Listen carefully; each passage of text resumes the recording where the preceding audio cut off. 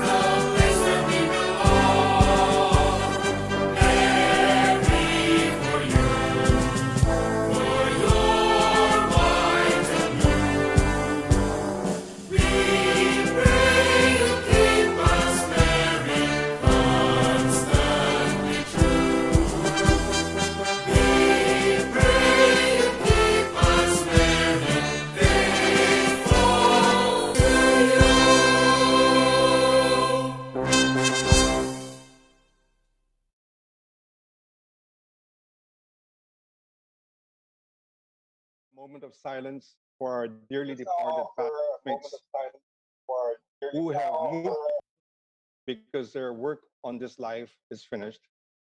As the song goes, their course is run, the setting sun ends these Ateneans' day. At this point, I'd like to introduce the batch representative of the Ateneo Alumni Association from our batch. Let me introduce Goody Hernandez, who will be giving his opening remarks, the Honorary Consul of Maldives, Gaudencio Hernandez. Thank you, Basil. Good afternoon to you all watching this first eForum on Facebook Live, hosted by our college class 1968, 1972, and MEC, in cooperation with the Ateneo University Marketing Communications Department through Radyo Katipunan 87.9. This is the first in a series of Golden Montserrat eForum that our Ateneo College class will host, leading to our Golden Jubilee 2022. Montserrat our adopted typeface for our golden anniversary, which symbolizes the fusion of tradition and modernity. This afternoon, we have invited two distinguished Ateneans in their respective fields who will discuss and assess our COVID-19 response and how they see the future. They will be properly introduced later by our moderator for the.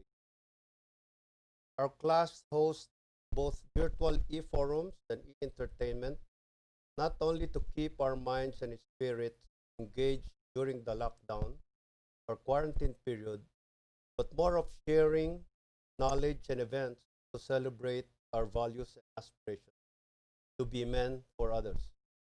They are vehicles that we use to help articulate issues of the day and ameliorate artists, live performers who are deprived of income opportunities because of the pandemic. We have also cooperated with the Office of Admission and Aid of Loyola Schools, together with the Office of University Development, to promote our class scholarship fund drive, named after Father Thomas Steinbugler, SJ, through the Golden Montserrat eForum series that we have started this afternoon. It is hoped that by the end of this eForum, you will be best informed about what were done and addressed by government and the private sector relative to the COVID-19 SARS and what lies ahead of us. Kindly type in your questions in the FB comments section, which shall be picked up by our moderator, Mr. Basil, for consolidation before he asks our speaker panel. We look forward to your lovely participation. Mabuhay tayong lahat. Thank you, Goody. Blue Eagles. This is the 74th day of the lockdown.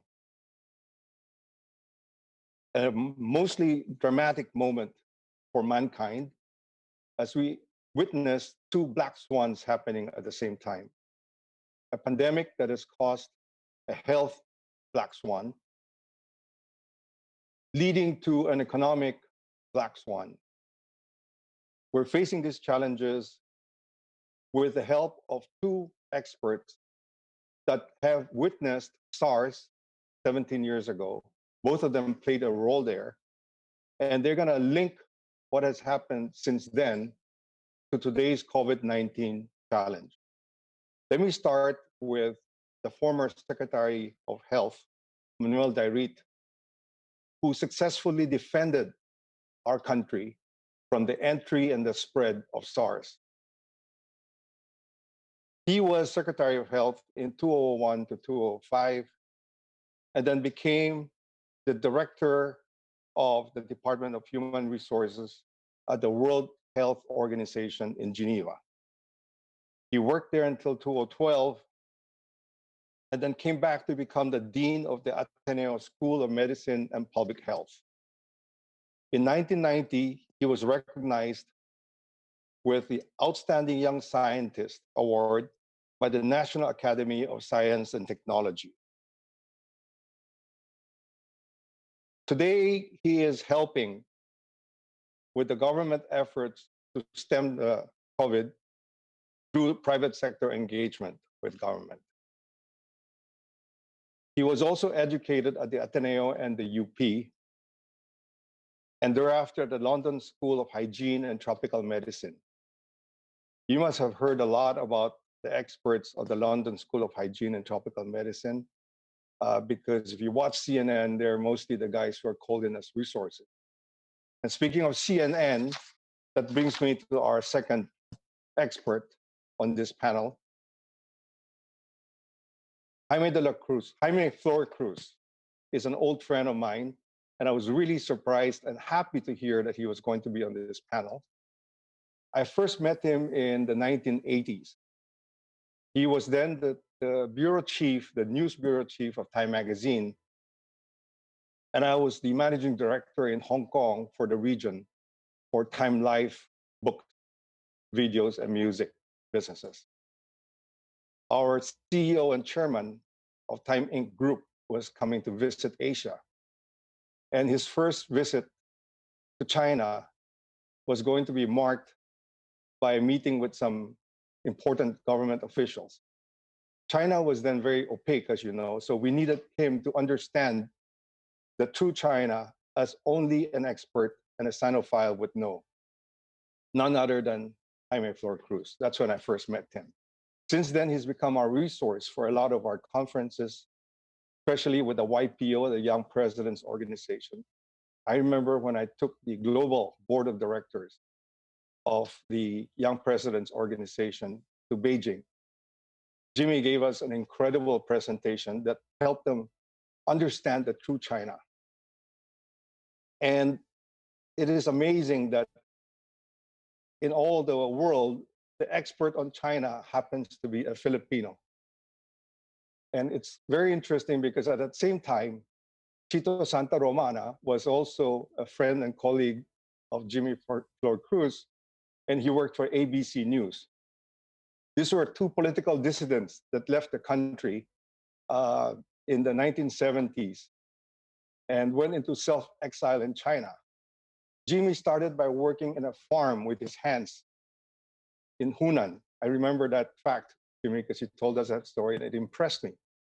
He learned how to speak Chinese and write Mandarin by picking up old Chinese newspapers with the help of a Chinese English dictionary every night. He learned it character by character after working in the farms. Eventually, he went to proper schooling in an intensive course at the Peking University. But all throughout that time, that he worked in the farms and then again in the fishing corporations in Shandong, he learned Chinese by himself. As you know, Chito Santa Romana, his friend, is now the ambassador to China. And I've always kidded the both of them with the question of how do two idealistic political activists end up working for the world's Western propaganda machine. So the truth of the matter is, Jimmy is one of the most respected journalists in China.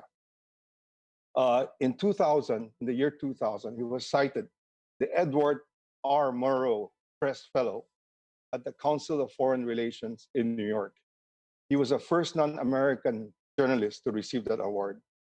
He's also been recognized as the Dean of Foreign Press Corps in Beijing, serving as a two-term president of the 400-member Foreign Correspondents Club of China. He's co-authored several books on China, and we're really happy to have him here. We're not just going to talk about COVID with him. We're going to talk politics. We're going to try and understand why China behaves the way it does. And that's going to be coming from one of our own, a Filipino. And there's nothing more powerful than the friendship of college to make us really trust the news that and the opinions that we're getting here. So let me start with a keynote by our honorable Manuel Dayrit. Manolet, you want to start? Thank you, Basil. And good afternoon to everyone. Thank you for those generous introductions.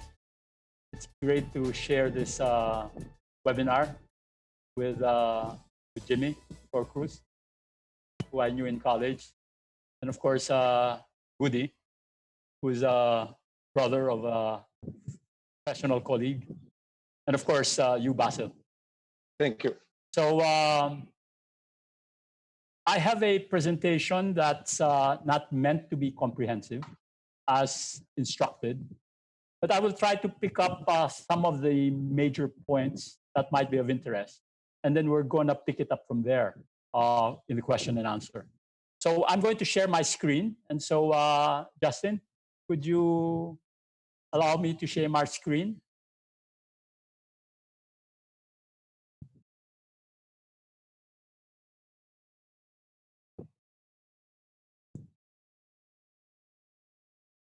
Okay.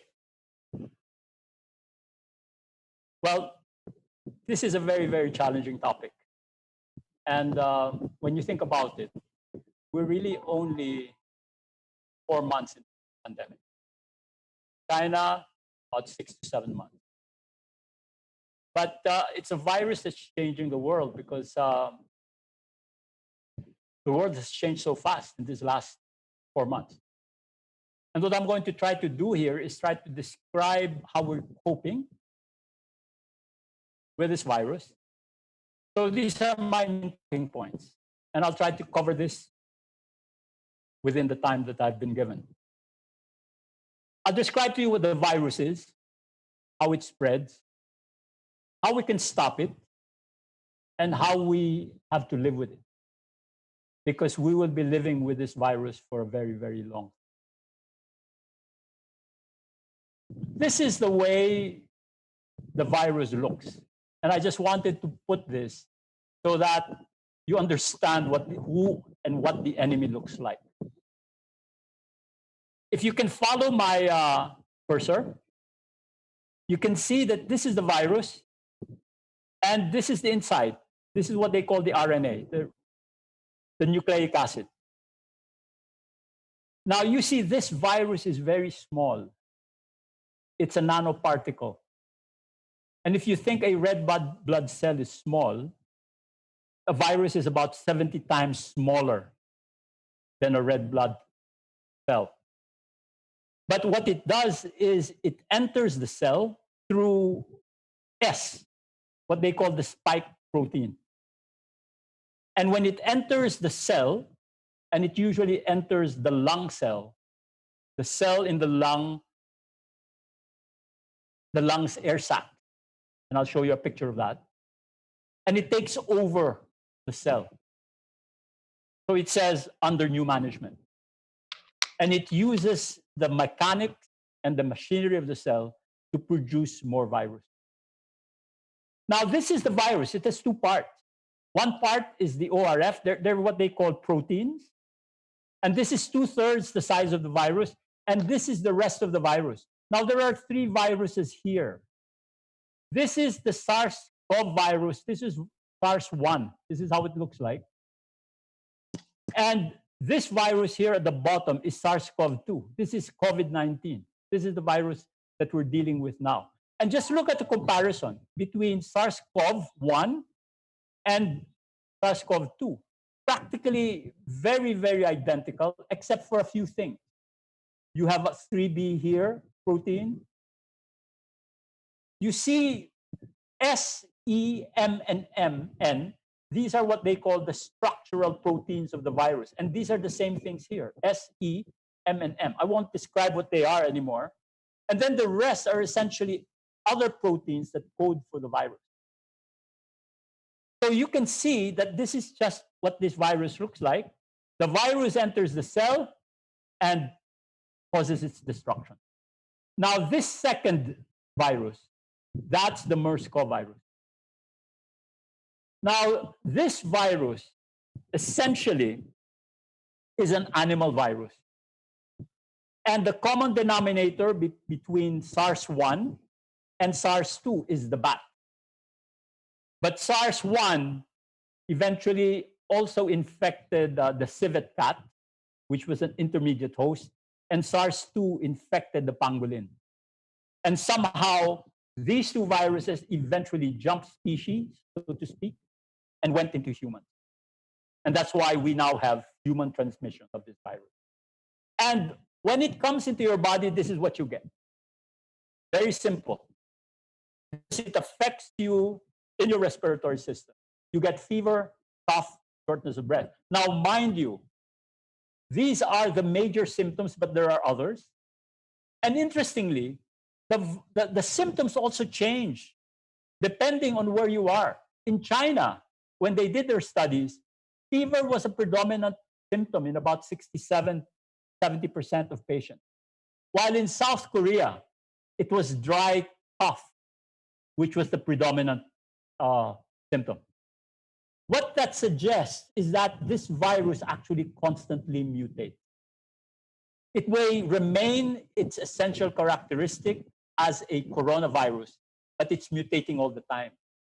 And they say that the viruses that infected, for example, Italy, is already different from the variant that came out of China. And what does the virus do here? This is the lung air sac. And this is the capillary with the red blood cells.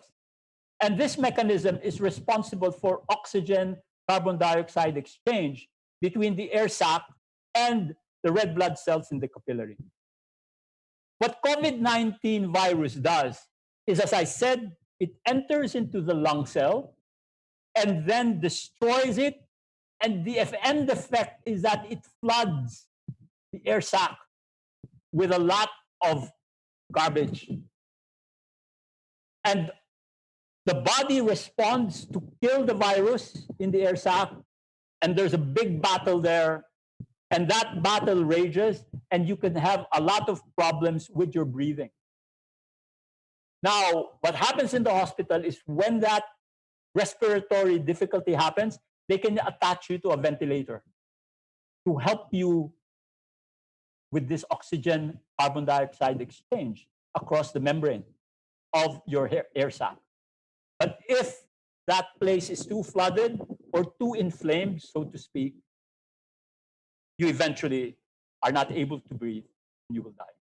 So that's essentially the pathophysiology of your coronavirus. So let's proceed.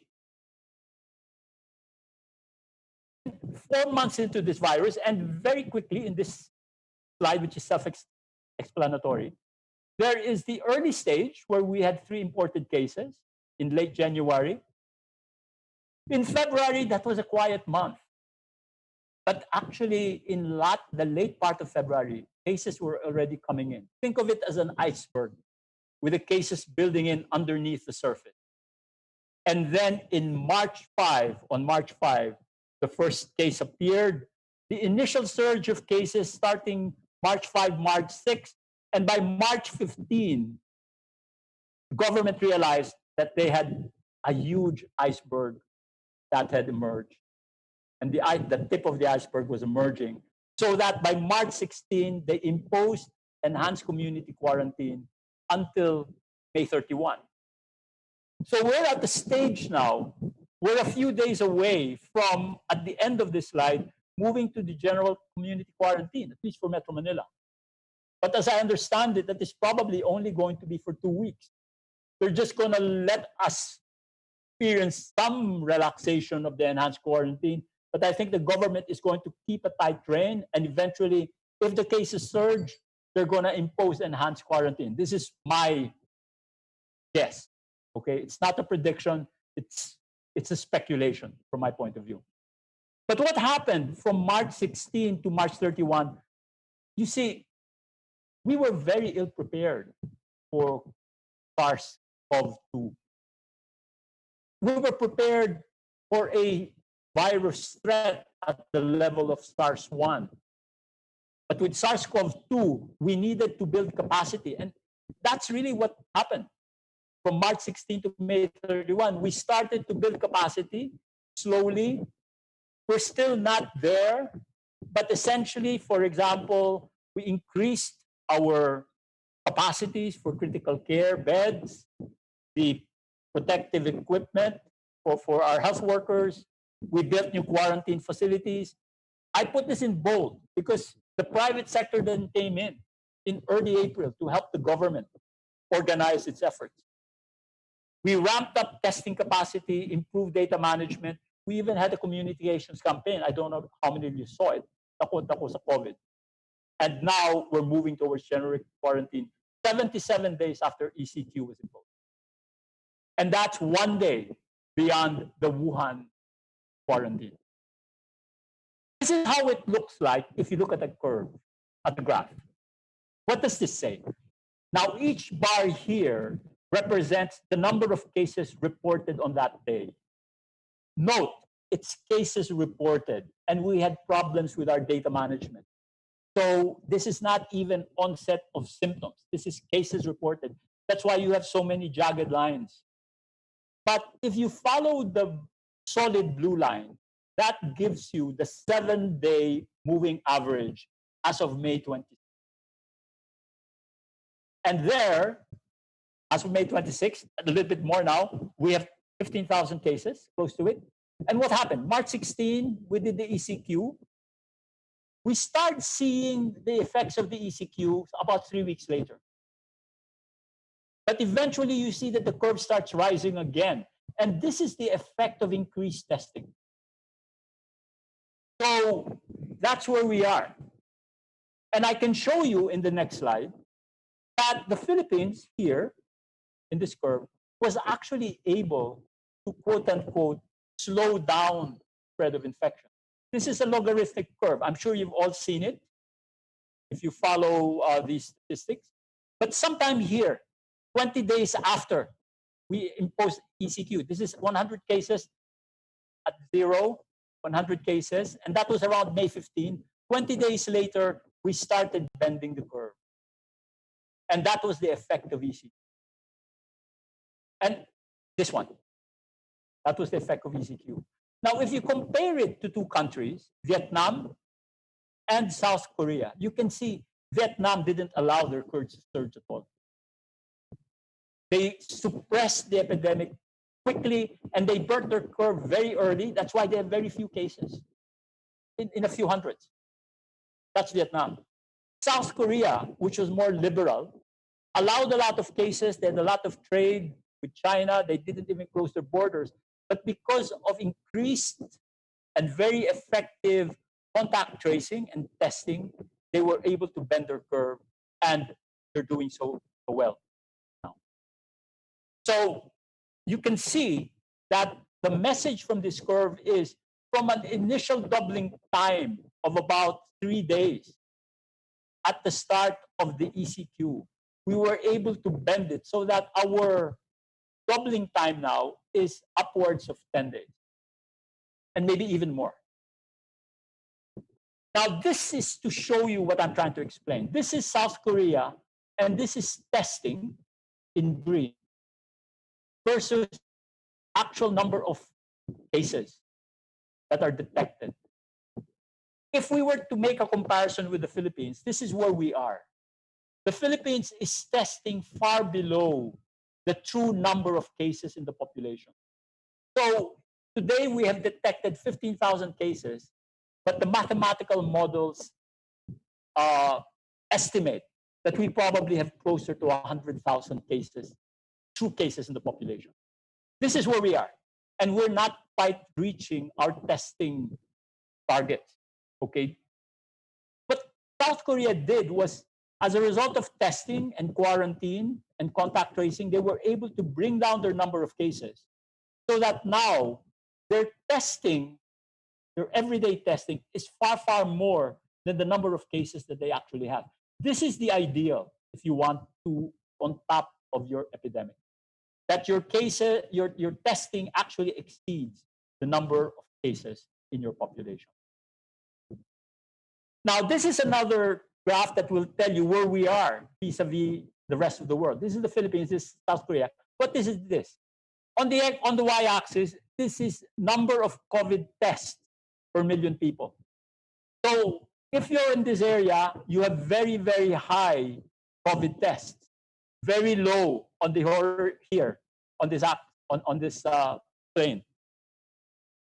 But on the x-axis, these are the number of cases. So if you look at the upper right quadrant, you have here a situation of high number of cases, high number of tests.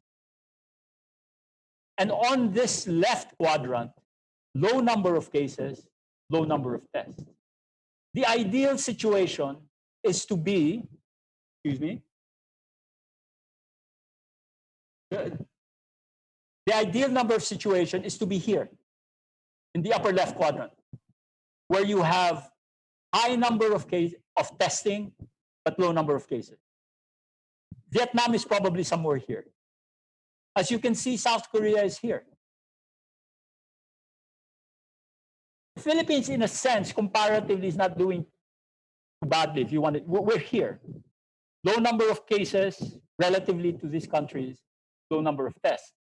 Mind you, this curve doesn't say, this graph doesn't tell you that in these countries, the epidemic is under control. Like if you look at the US, there are places there where the epidemic's not under control. They have high number of cases, high number of tests, epidemic not under control. In the Philippines, we've slowed down the epidemic. We're now opening up to DCQ, but we have to monitor our situation and not let our guard down. Very quickly then, this is the risk map. And what I simply wanted to show here was that these are the areas where most of our infections lie. NCR, Region 4, Region 7, and Region 3. And then Davao. So most of our cases are here. And the rest of the country, practically very few cases or none at all. And I encircled this here. Look at Caraga, 3 cases. And this was in April 26th, where we had 7,500 cases. 1 month later, in May 26th, and this is this curve, we have doubled the number of cases. Look at this, Caraga, 4 cases, compared to 3 cases then. So a lot of our country are still how would you call it? The virus has not reached there. But once we open up, once air travel happens and so on and so forth, we are going to be seeding many of our provinces with cases. And therefore, these regions and these provinces have to be ready to defend against the spread of the infection. Finally, for this curve, I just wanted to show you from Manila, which has the bulk of the number of cases. And just look at this column. This is the column of attack rates. And attack rates mean the number of detected cases per 1,000 population. So this is a measure of concentration, level of infection. You can look at San Juan, which is, cases of about confirmed of 100 to 175, but an attack rate of 2010 per 100,000 compared to, let's say, Quezon City, which is so many more cases, almost 2,000, but an attack rate of only 61 because it is a larger population. And so this gives you an idea of how concentrated or dilute the infection is in Metro Manila. And here you can see that it's mapped. San Juan is deep red, then the rest are quite light. And you can see Pateros here. Okay, only 41 cases. Navotas, only 77. But here you can see that there is high case fatality rate wherever you are, because upwards of 5% you are mapped as well. So going forward, while you all know basic ratio and proportions, if this is the reproductive rate, and what this means is the number of infections that one case will lead to or can infect. So a reproductive rate of 1 means that one infected case infects one other person. A reproductive rate of 2 means one infected case infects 2 persons, and it's an exponential growth.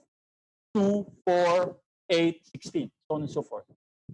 This is the direct and the ratios.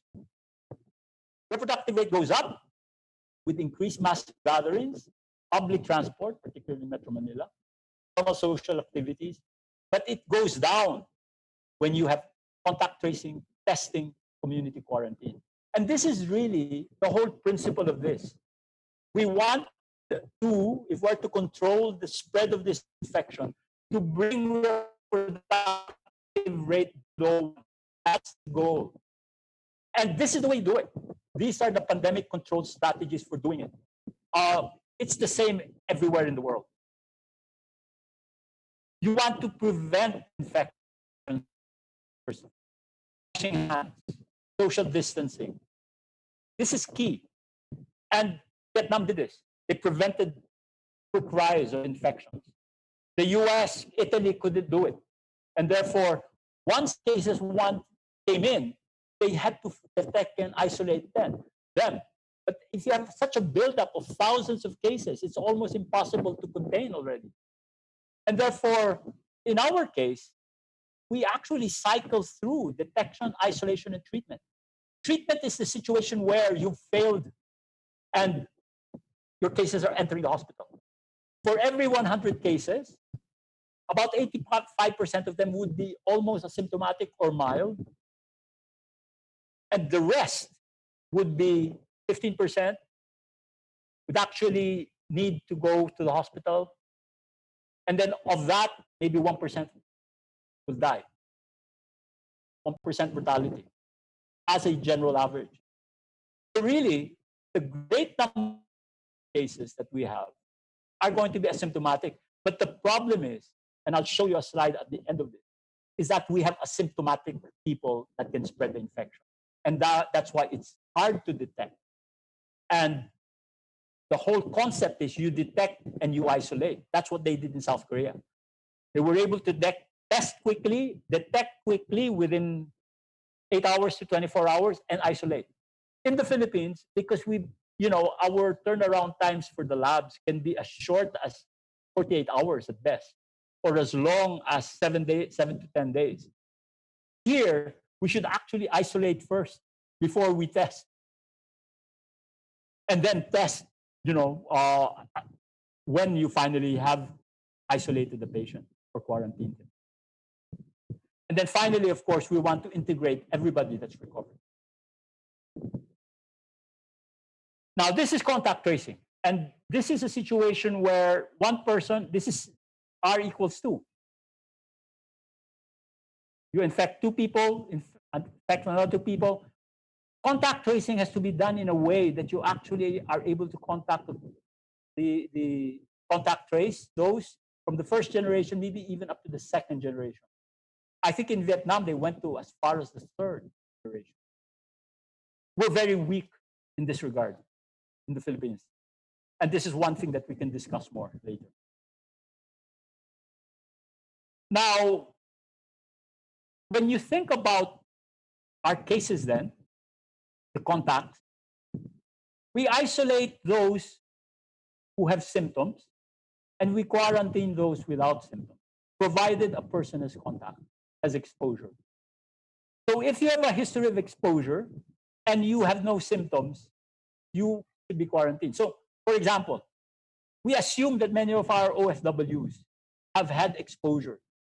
That's why they have no symptoms, but they're quarantined and they're tested during quarantine. And for those that have symptoms, they're isolated. For testing, this is what the government does. Same matrix with exposure. They prioritize those with symptoms. Okay? With exposure, close contacts.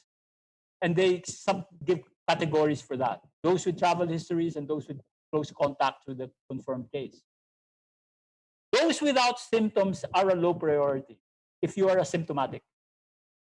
And the reason that they're doing this is because we have testing is expensive and government can't afford to cover all of the tests.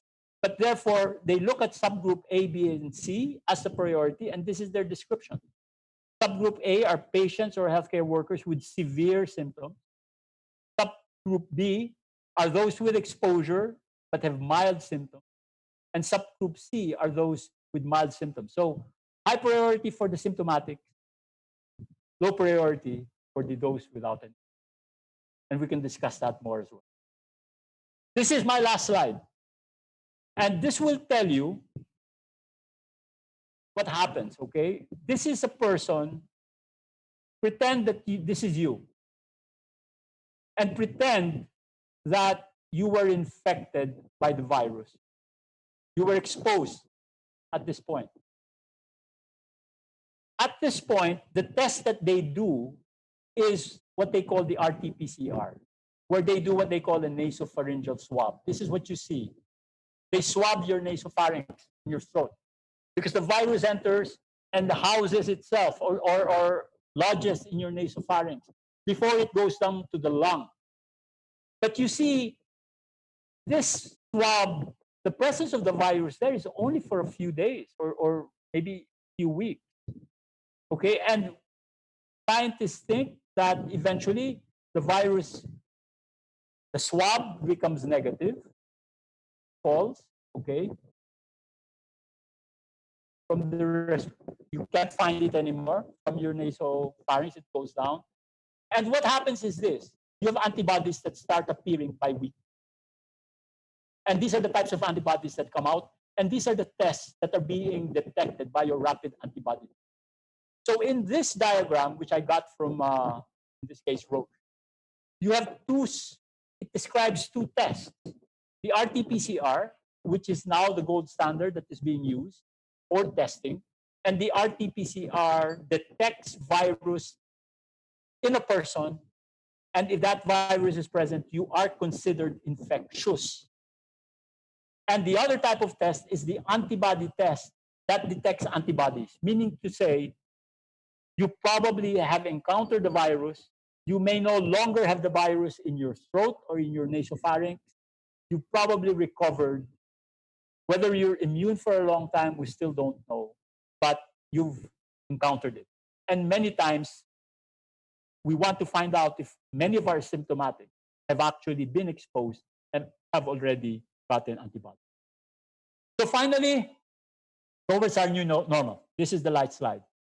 We want to keep transmission under control, reproductive rate below 1. Certainly, people have to practice new normal behavior, wearing masks. You know, we live the way we used to, unfortunately. We never had it so good then. We didn't realize what we had. We can't just go to restaurants. We just can't go and watch movies. We just can't go and watch basketball games. Okay? Senior people like me, they have to stay home. But at the same time, we have to continue to build the capacity and operations to prevent, trace, test, and quarantine, and treat. Sige yan. We can't let our guard down. And we have to continuously build capacity across the whole health system, across the whole country. Because everywhere you're vulnerable. We have to protect our health workers, particularly those that see patients. Prepare our workplaces, and here, some companies will want to test, others will not, but they have to create workplaces that are hygienic and will safeguard health, their workers and prevent transmission. And finally, national, local governments, and business establishments must sustain pandemic control. So I would just like to close by saying it's going to be a long, long, long fight. We can discuss vaccines during the open forum, but I'll leave it there for now. Thank you all very much. Thank you, Secretary Dayrit. Let me change the pace a little bit. And on a lighter note, let me ask you, you, together with some of the past health secretaries, were called into Malacanang in a powwow just before they were trying to decide which way to go on the quarantine. And it's interesting because, you know, you had some really old, respected health secretaries, old not in terms of age, but in terms of tenure. Tell us about how the chemistry was. Were you aligned generally? Was there a lot of agreement? Did everybody feel like the direction to go was the one that you picked? How did that compare to the direction of the palace as it was finally decided?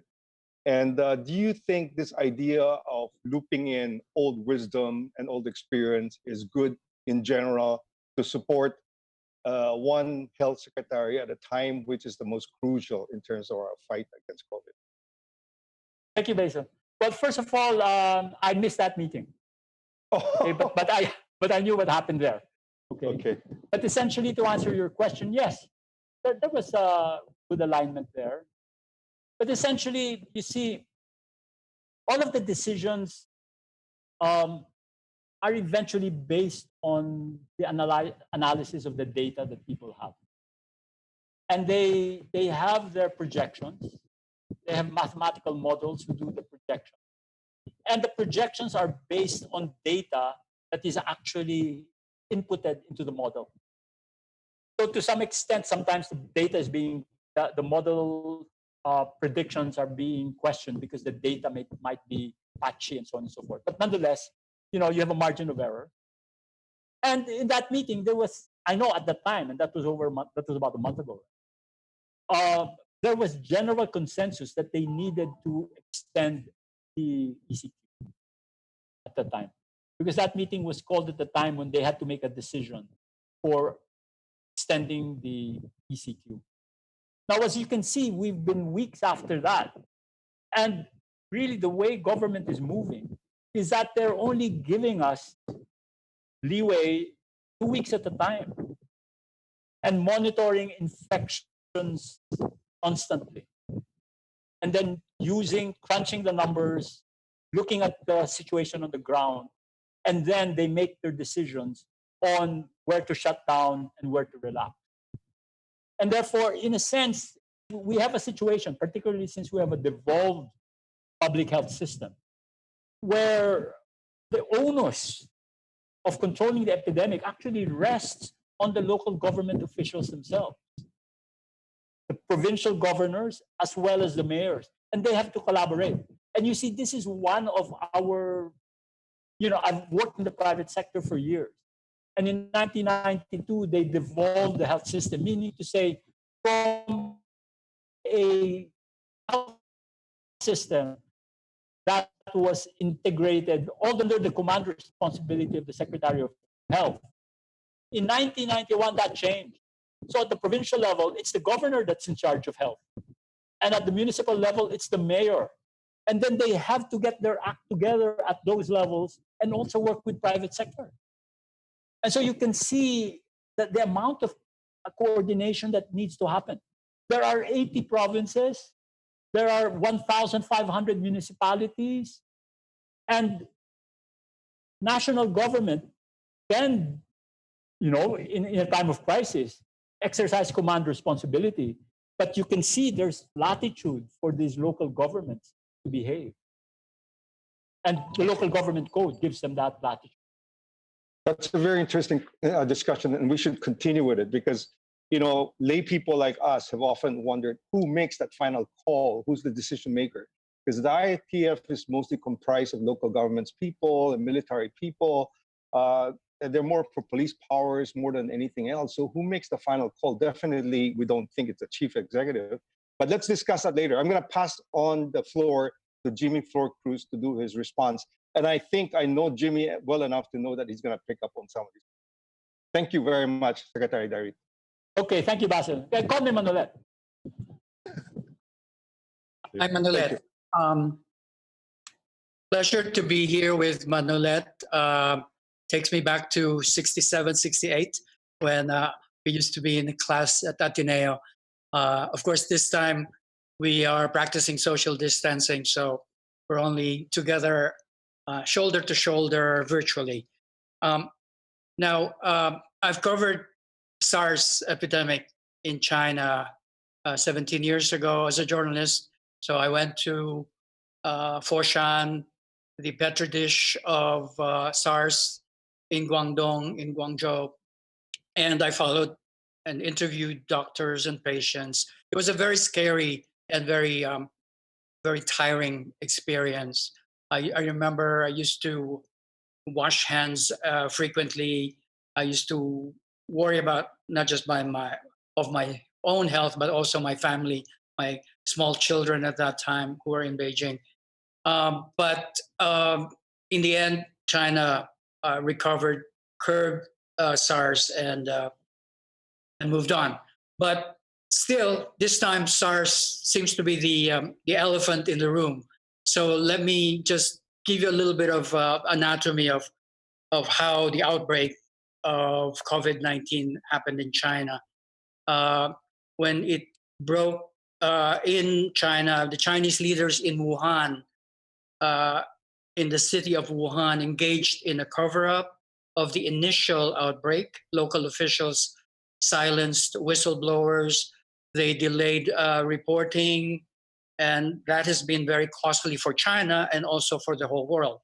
Now, the Chinese communist leaders in Wuhan and Beijing, they worried that this bad news would slow growth, economic growth, would spook markets, and it would also reveal that they had bungled a public health emergency.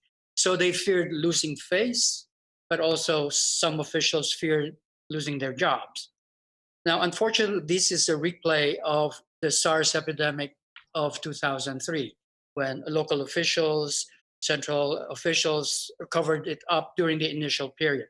But I think the Chinese authorities have learned some lessons from that. They did some right things this time. I've talked with a few friends who knows the China angle, including Ray Yip, who is a Chinese American epidemiologist who used to work for CDC in the US and for years lived and worked in Beijing until last year, and later worked for the Bill and Melinda Gates Foundation.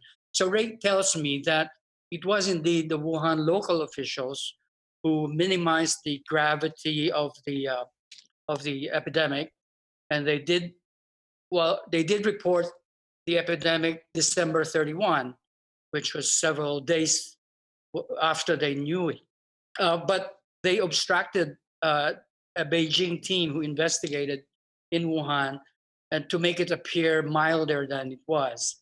So by all accounts, the Chinese doctors first began to notice the appearance of this strange pneumonia not earlier than mid-November. And for leaders in Wuhan, which is a booming metropolis of 12 million people, the looming epidemic was an inconvenient truth. Recall that was the New Year was fast approaching the Chinese, and then the Chinese New Year was not far behind.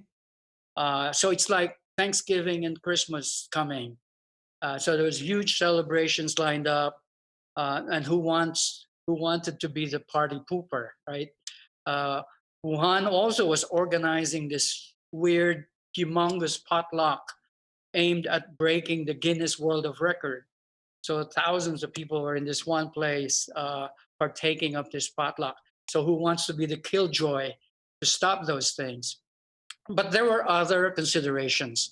Some of what we know now suggests that the Wuhan officials doubted if it was in fact as infectious as we know it now, for whatever reason. Maybe politically motivated cover-up, or it just may be a wishful thinking and a reluctance to take the needed measures, draconian measures, that could be prohibitively costly.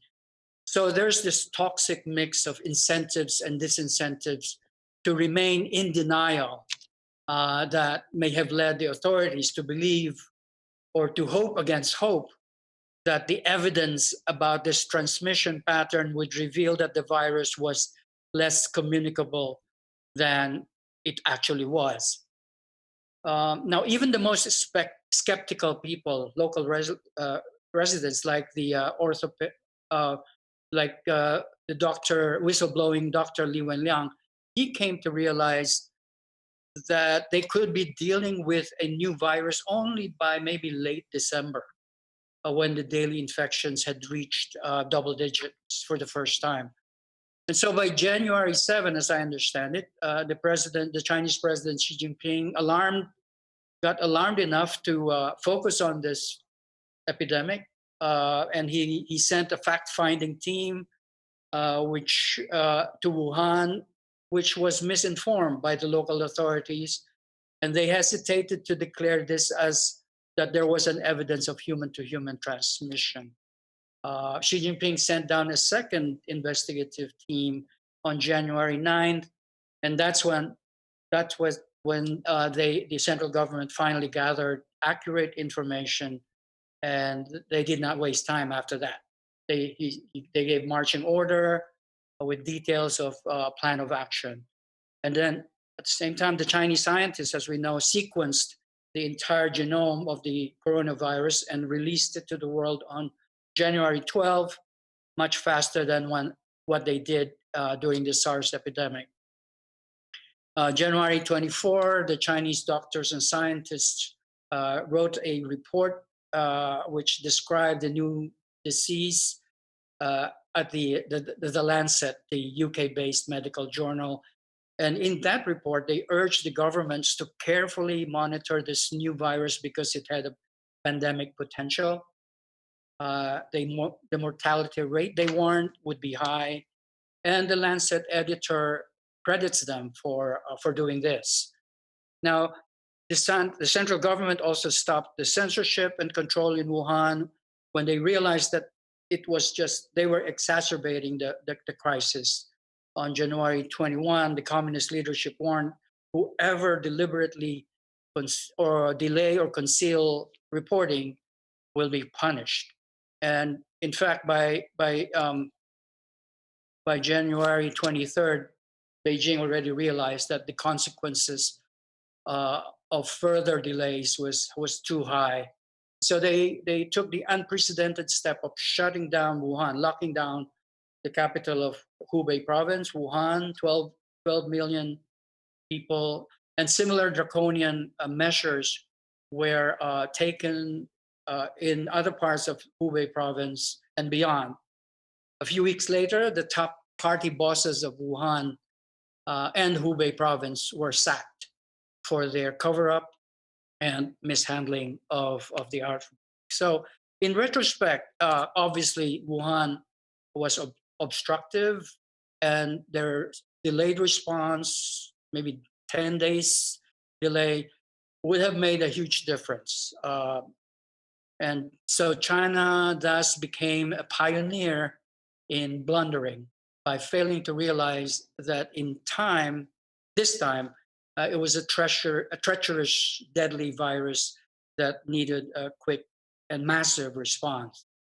And with just a few exceptions, Taiwan, South Korea, New Zealand, Vietnam, who acted efficiently to that challenge, others have followed suit, the US, Europe. So I'm glad that we are valiantly trying to buck the trend here in the Philippines.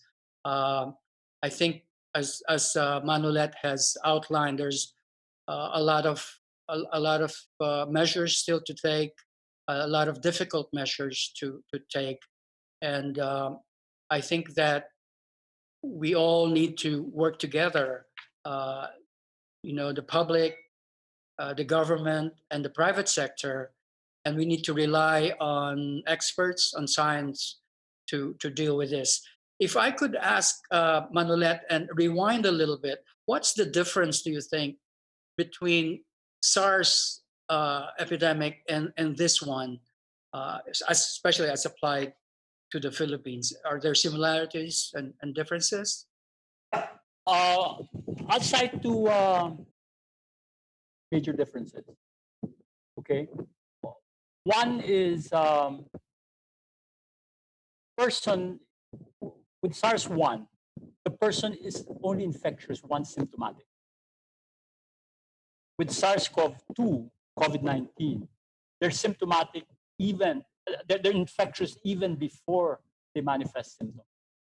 And therefore, you could have asymptomatic people spreading it. Okay? And that's the reason why I guess it's more infectious than SARS-1, COVID-19. That is one major difference. I guess in terms of mortality rate, actually SARS-1 has a greater mortality rate than SARS-CoV-2. Okay, but because there were fewer cases of SARS-1, the total number of cases for SARS-1 was, if I'm not mistaken, was it 8,000? 800 deaths? Yeah. 8,000 worldwide. Worldwide, yes. We're at 5 million. Yeah. For COVID-19. Yeah. That's the huge difference. Yeah, so even if you have proportionately a smaller case fatality rate, meaning to say deaths per case, because of the huge number of cases, you have more deaths. And that's one of the big differences.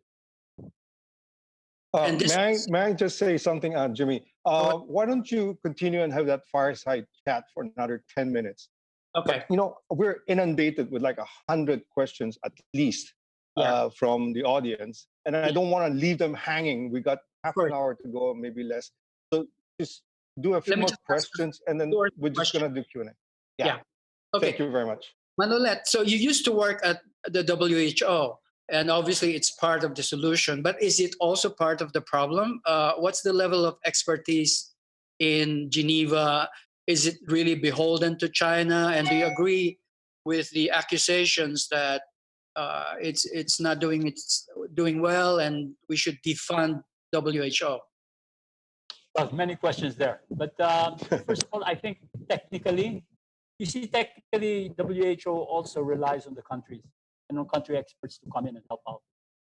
So I think the Secretariat in Geneva is undermanned. Okay, they're undermanned. I think I'll leave it there. Okay. Number two, in terms of bending towards China, I would say this is pretty obvious. Okay, that Tedros, wants to. You might say, China the benefit of the doubt. Okay, I'll leave it there. Okay. Yeah. Okay. Now, And yeah, to withdraw funding now, it's going to put the organization into really very difficult pressure.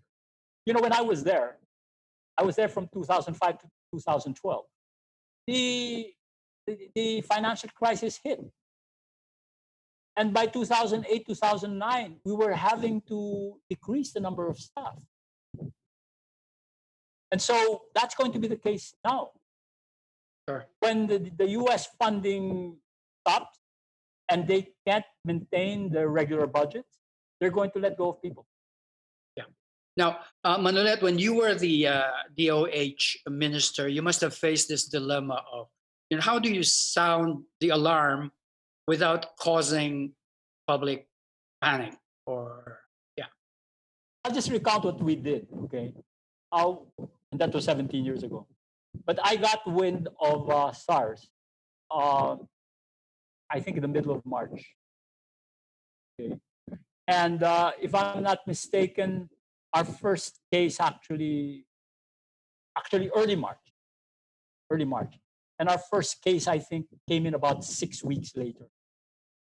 So during those 6 weeks, I just got the organization ready. And what that meant,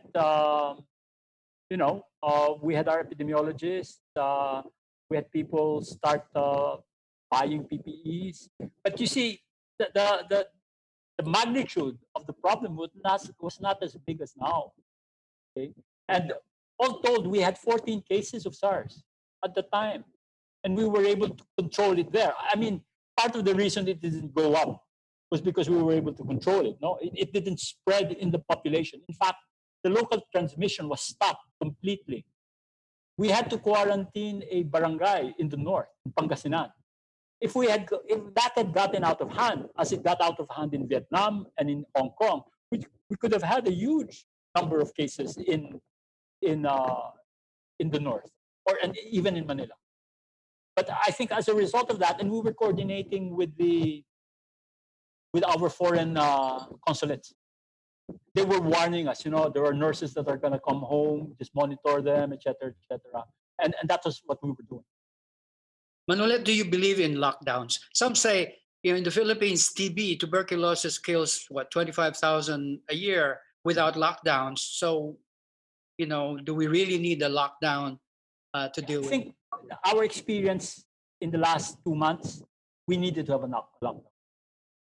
Otherwise, there's a mathematical model that predicts that we could have been upwards of about 4 million cases if we didn't have a lockdown. Meaning you say just allow it to spread exponentially, we would have been inundated. Because really, when the ECQ was promulgated, within the next 2 or 3 weeks, our hospitals were already saturated with a lot of cases that had been built up in late February. Okay, and a proportion of them getting critical and were entering the hospital. My last question before we can open the floor. Now, you suggest a new normal, right? To change our human behavior. But we Filipinos are social animals, right? We love parties, get-togethers. We love beso-beso, hugging, eating together. Can you really expect the Filipinos to change our human behavior that way? Well, let me answer it this way. The consequences of not practicing social distancing can be dire for any family. If you're lucky and none in the family get infected, that's the ideal. If you're lucky and people in the family get infected, but mildly, you're lucky. But if anyone gets critically ill and or dies, then that's the consequence of, being infected. And essentially, I think the answer to that is, what is the risk each one of us are willing to take as individuals and as families? That's really the issue. Yeah. Because we can go about our business and say, we live according to the way we live, and if anybody gets infected, so be it. If anybody needs to enter the hospital, so be it. We'll just have to take those consequences. And I think that really is the trade-off. Yeah, a huge sacrifice to make, but I guess it's for everybody. Basil, you want to open the floor? You're muted. Thank you very much, gentlemen.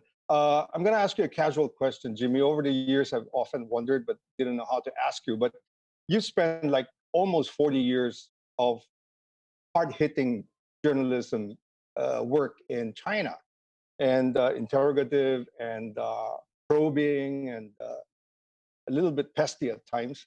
So how have you saved yourself from being incarcerated or brought into task? How did you weave your way through the Chinese bureaucracy? I think, of course, you push the envelope as far as you can. Otherwise, you can't do your job. But I think it helped that first I knew the language. I had a lot of friends, Chinese sources, who trusted me, and I trusted them and also protected them. I knew the lay of the land. I knew the story well, and I think I also considered myself as an international journalist. I was not an American journalist. I was a Filipino who happened to work for an American imperialist news organization. So I think in a way, the Chinese officials and the readers in China respected that. So that allowed me to be critical without looking cynical. In other words, I can be critical, but they can look at the criticism as a more of constructive one, instead of having a malice to put down China or to blacken China's image. And it took a while. It took a lot of effort to resist, stereotyping people or to just put things in black and white. Instead, we tried to capture the nuances of the story, the ifs and the buts, and one hand on the other, and just to make sure that the Chinese side, the Chinese voice, is within the whole story. I think they appreciated that.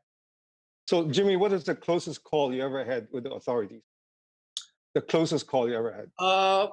Reporting on the spread of AIDS among the poor farmers in Henan, and leading to death of parents, and reporting of the orphans of these AIDS blood donors. We were chased by the local officials and police because they didn't want the story to go out, because it would ruin the reputation of the leaders and the village. So it was a close call. We had to rush out of the village, but we got the story. Thank you. We're happy you're here. So, okay, I'm going to go through the questions quickly because I just want people to feel like we're giving them their money's worth. This one is from Ernie. There are three questions I'm going to put into one. This one's from Ernie Hernandez. The question is, how effective or not is our government's response? And in your case, Jimmy, could compare that a little bit with what the Chinese did. There's also a similar question from Paulino Reyes, who's our batchmate. Assess the effectivity of the government plan. How well did it achieve its objectives of protecting people and economy? What has worked and what has not? What has been failures? Yvonne Yuchenko says, what is the government doing right? Positive note. What can we do better? By the way, Yvonne is not our batchmate. She just went to the Ateneo, but she's much younger. Thank you. You want to start, Manolet? Yeah. You know, I keep being asked that question, how effective or what government doing right? Let me begin by saying that really we were not prepared for this. But that is a condition that actually is a result of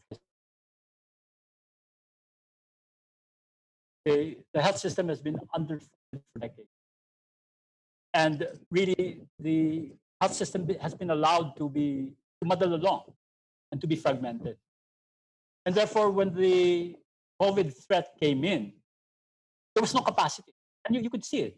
It floundered immediately. I mean, I don't want to miss words.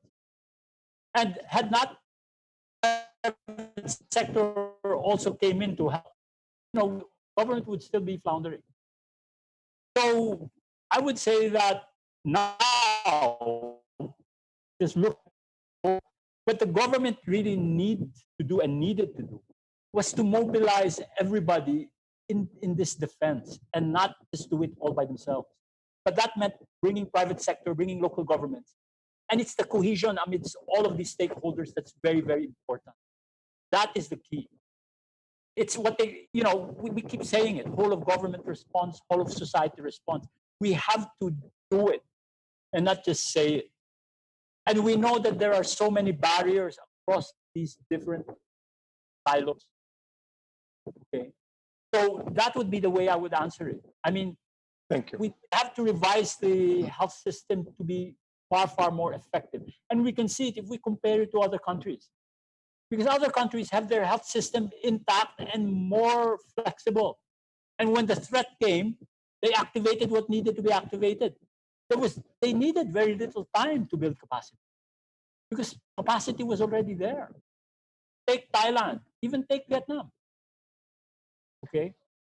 So we're suffering from generations of neglect. And we're trying to build it all up in a matter of months.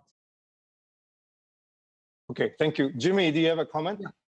Yes, well, I think precisely because this is such a treacherous, new, highly, fatal virus, I am more generous in terms of assessing the response of countries like the Philippines.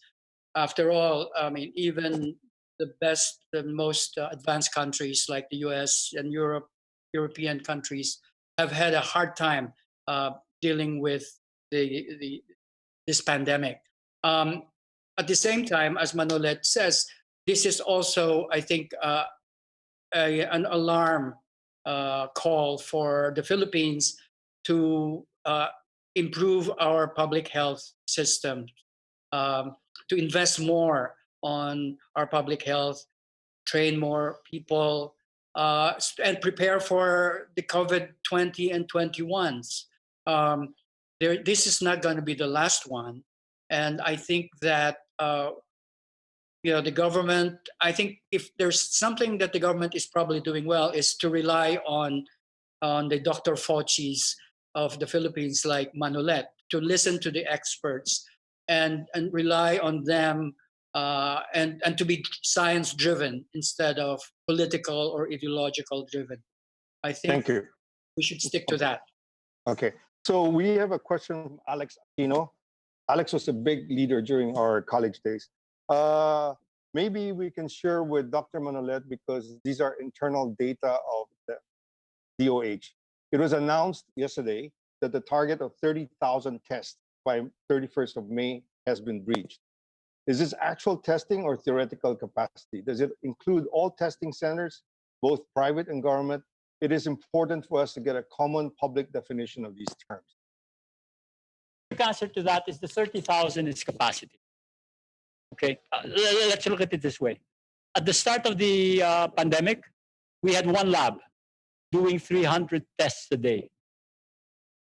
And then they then had to license and accredit more labs, both public and private labs.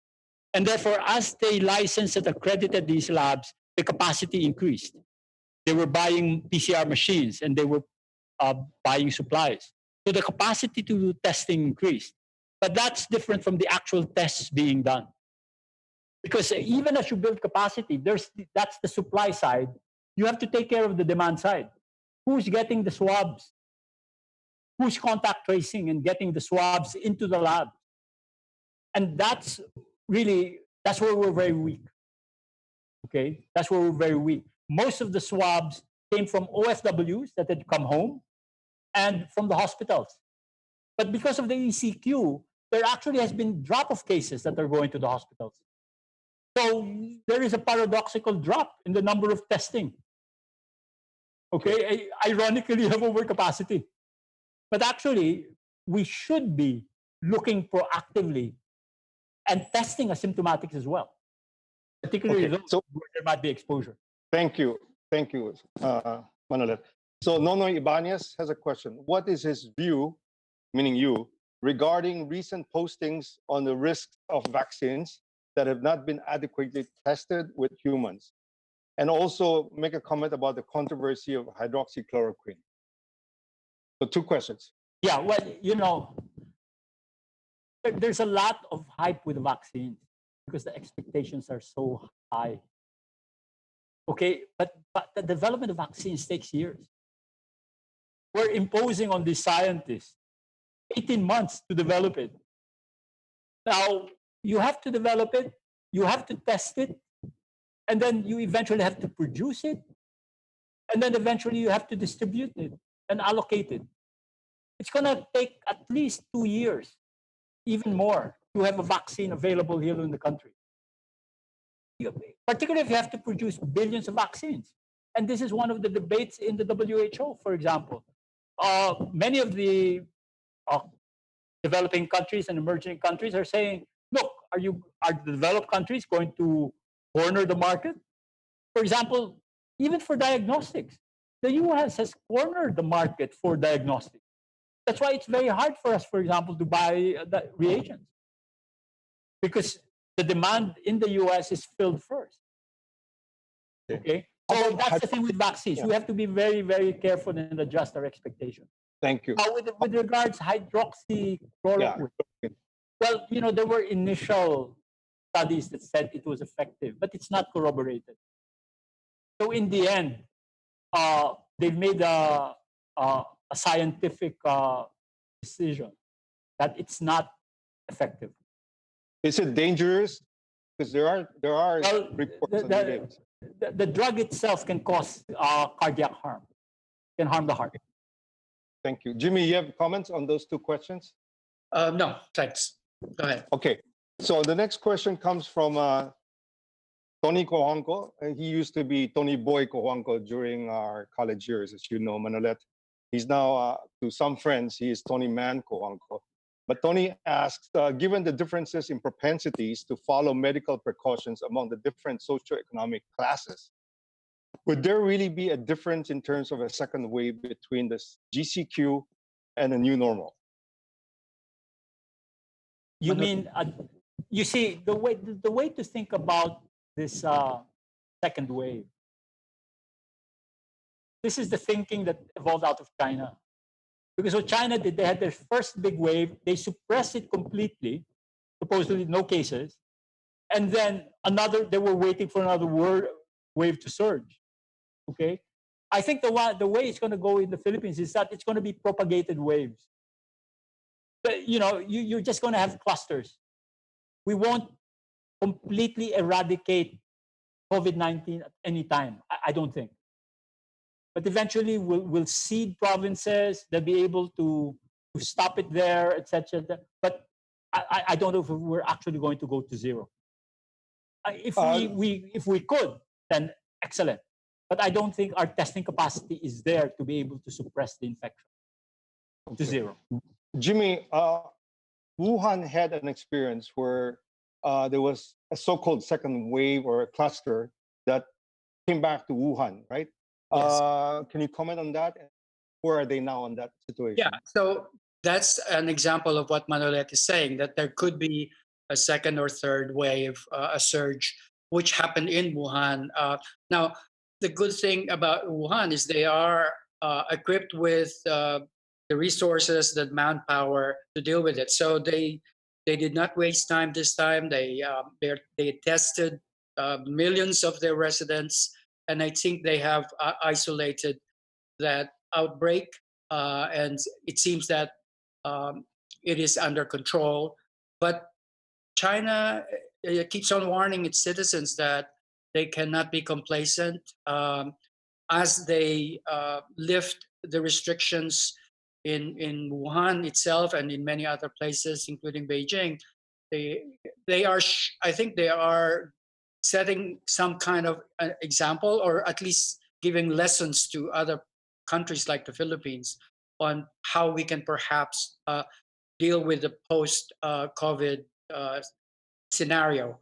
However, there, as Manolet knows, there is no foolproof playbook on how to deal with this, and that remains a big challenge for everyone, for all the countries involved.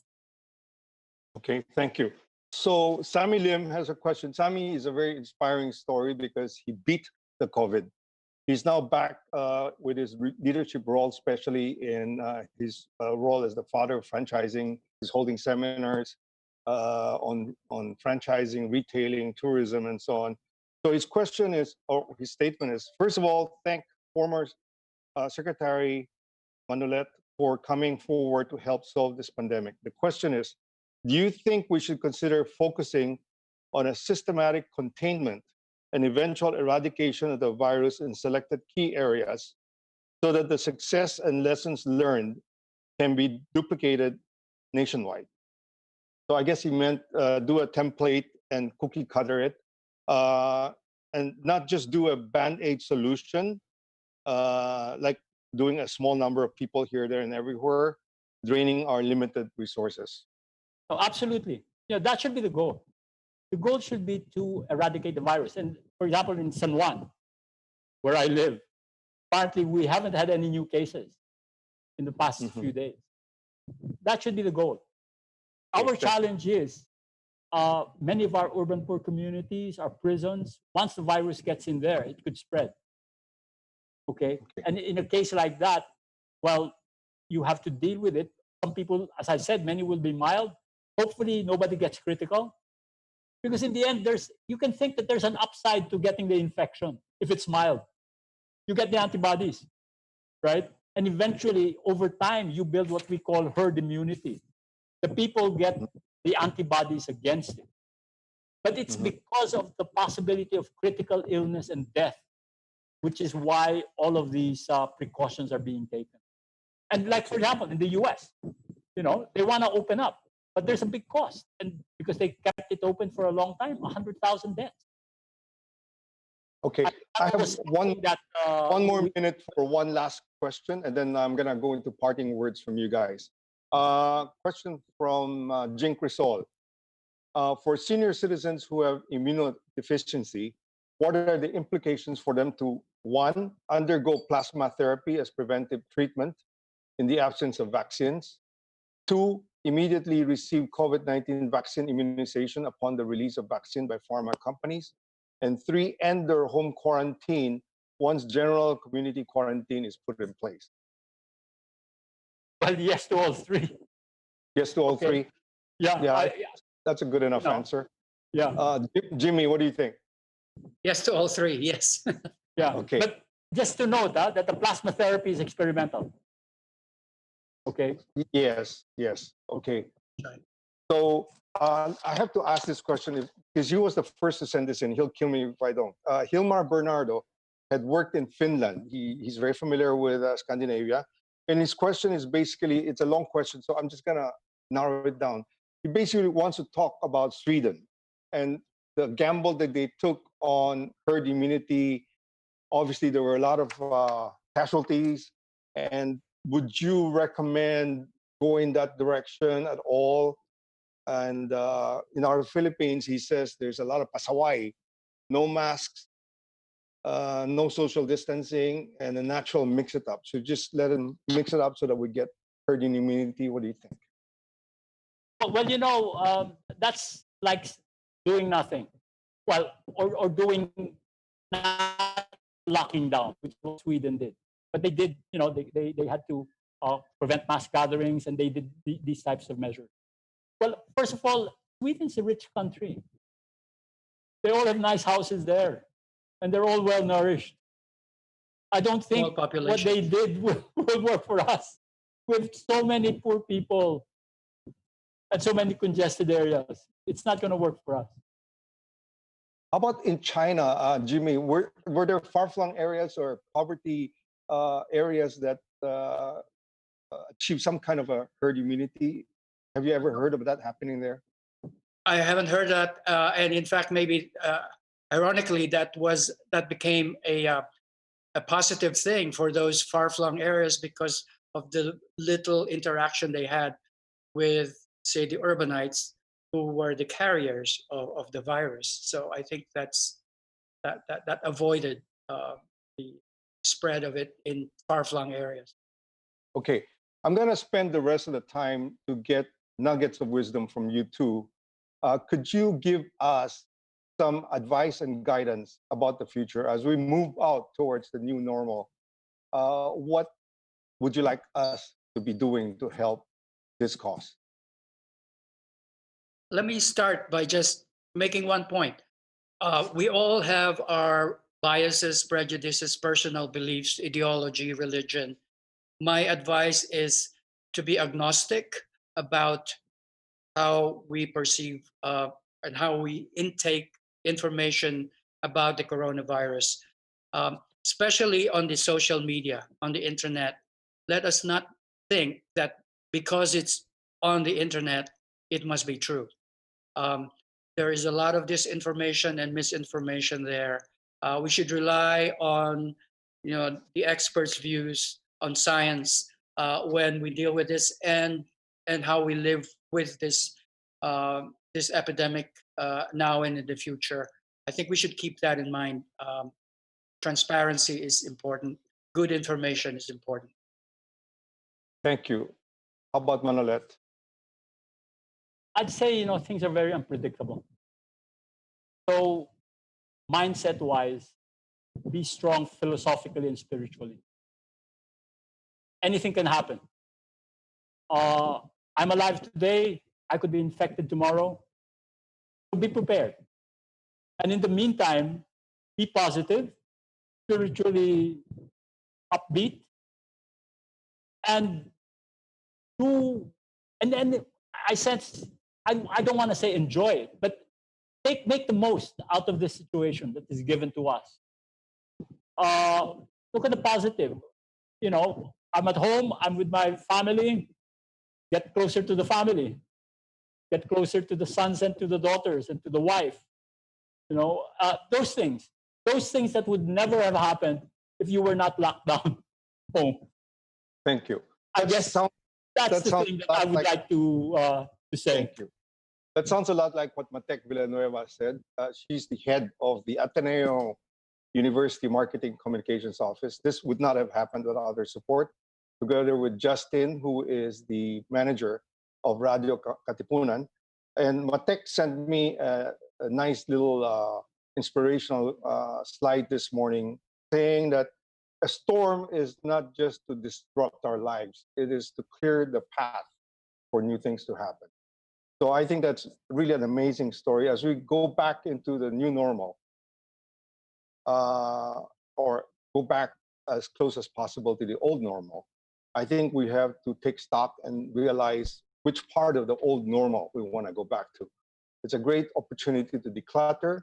A crisis is an opportunity, as everybody has said, to reinvent ourselves, to make ourselves better. And let's not just stay safe, let's stay strong. And as the song goes, I love that alma mater song, to stay constantly true. Father Jet said it very well when he said that battles are very much a part of us. It's very much a part of who we are. We are no strangers to battles. We remember Saint Ignatius Loyola. We will never surrender in our faith. We should have faith in ourselves, faith in one another, as we're doing now, faith in Our Lady, and to keep the faith, to stay constantly true. So this is going to be the biggest fight in our lives. Well, we're ready for this. So I'm gonna do something interesting, and I'm sure Manolet, you miss doing this, having been in government. We're gonna do a one big fight, and my good friends Gudi Hernandez, Lito Bausa, who by the way was great support, Mike Molina, join us here. We're gonna go with a familiar one big fight, because this is the one big fight of our lives. Ready? We're gonna do it once. Everybody join us wherever you are. Doesn't matter if your family thinks that you've been in lockdown too long and that you're starting to talk to yourselves, but let's do this. One big fight. Good job, guys. Okay, let's fly high, Blue Eagles. Justin, Thank you. thank you. Thank you, Jimmy. Thank you, Manolet. Thank you, Basil. Thank you, Thank guys. you, Goody. Basil.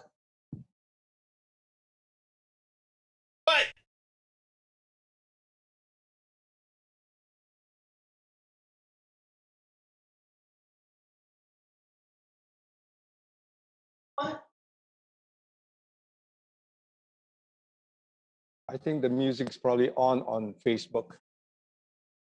They are the privileged ones. Thank you so much, Jaime. Thank you, Manolet. Okay, guys. Thank you. That was Yes. very Shall nice. we leave now? Yeah, I think we can leave. Okay. Stay well. Thank you so much. Bye. Jimmy, good to see See you, you. Jimmy. Good We'll to see you. tayo sometime. Yeah. Take care. Okay. Bye-bye.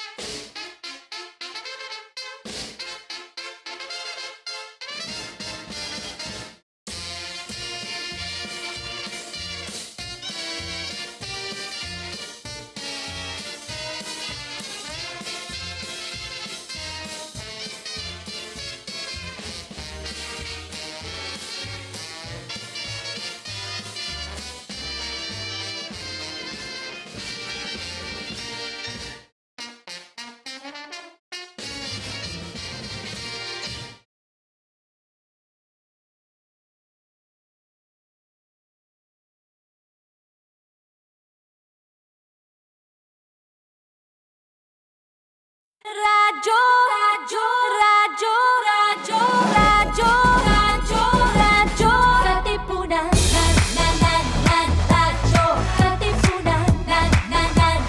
Radyo Katipunan. Radyo, radyo, radyo Katipunan. Radyo, radyo, radyo Katipunan. Voice of the Blue Eagle kami, di mapipigil sa pagbabalitang tumpak.